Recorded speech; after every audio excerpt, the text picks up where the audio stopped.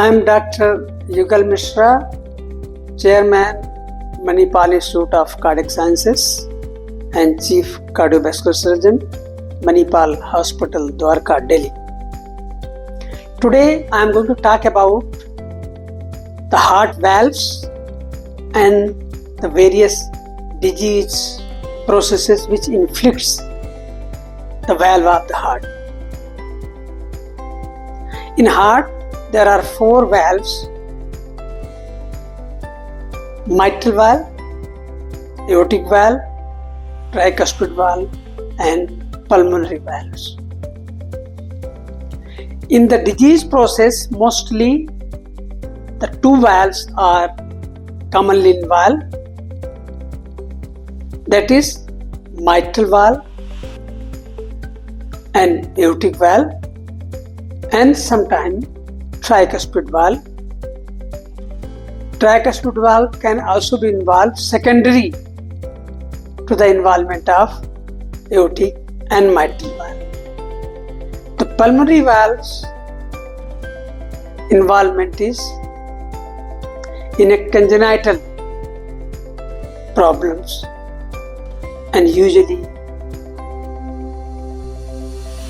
the pulmonary valve is not being inflicted by rheumatic process or by degenerative process. In our country, the commonest valvular heart disease is a rheumatic valvular heart disease. The commonest valve involved in the rheumatic process is a mitral valve, then aortic valve, then tricuspid valve. Now, mitral valve stenosis mostly occurs in a young woman. Now, the rheumatic valvular heart disease is caused by the toxins released from the throat due to beta hemolytic streptococci infecting the throat, and during this process there is a release of toxins which then deposited in the heart valves and lead to the valvular heart disease. So, if we can prevent rheumatic fever, eventually rheumatic processes, then we can avoid the involvement of the heart valves. In India, since long time this process has started, but still we get a lot of patients inflicted by rheumatic valvular heart disease. In the Western world, rheumatic valvular heart disease is almost over, but in developing countries still we have got a big chunk of patients affected by rheumatic valvular heart disease. The other process which leads to the valvular heart disease is a degenerative process, and this degenerative process is related with the age. As advanced age occurs, there is involvement of the valves, heart valves, and mostly in degenerative diseases, aortic valve and mitral valves are involved.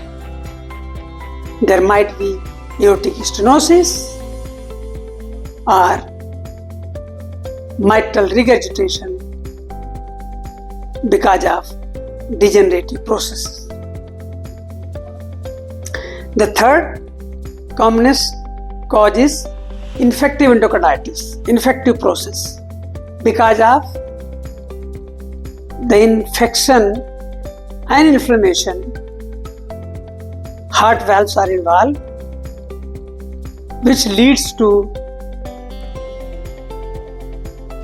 aortic and mitral regurgitation, sometimes tricuspid regurgitation, and occasionally pulmonary.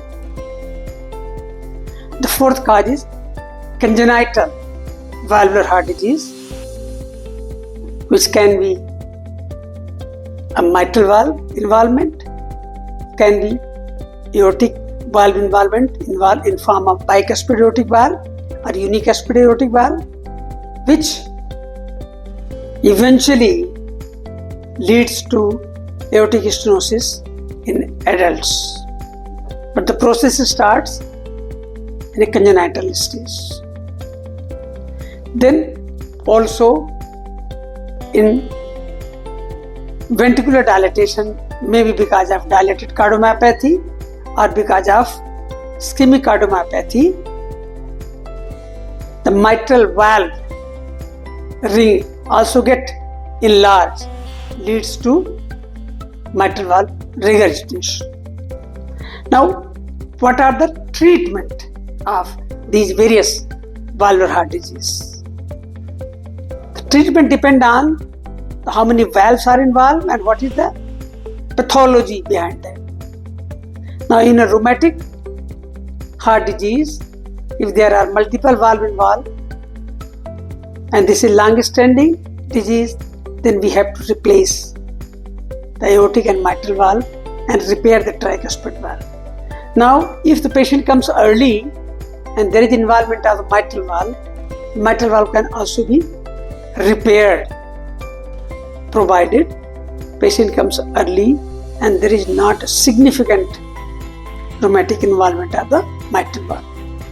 Likewise, there can be sometimes isolated aortic rheumatic valvular heart disease, which is though rare but can occur, and the treatment will be the replacement of the aortic valve, because the rheumatic carditis and rheumatic heart disease occurs in a younger patients. Hence, replacing the valve with mechanical valve is recommended. In the degenerative valvular heart disease, again, there is a regurgitation of the mitral valve which can be repaired if there is involvement of the aortic valve. Aortic valve has to be replaced,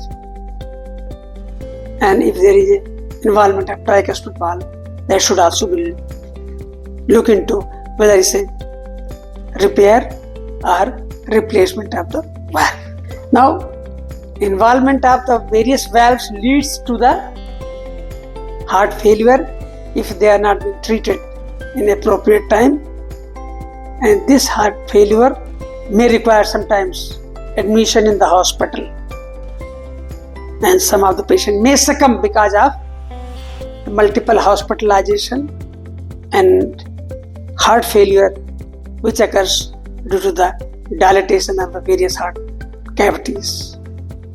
So, one should understand that valvular heart disease is really a very important aspect, and people get aware of these problems and get treatment in appropriate times. Thank you.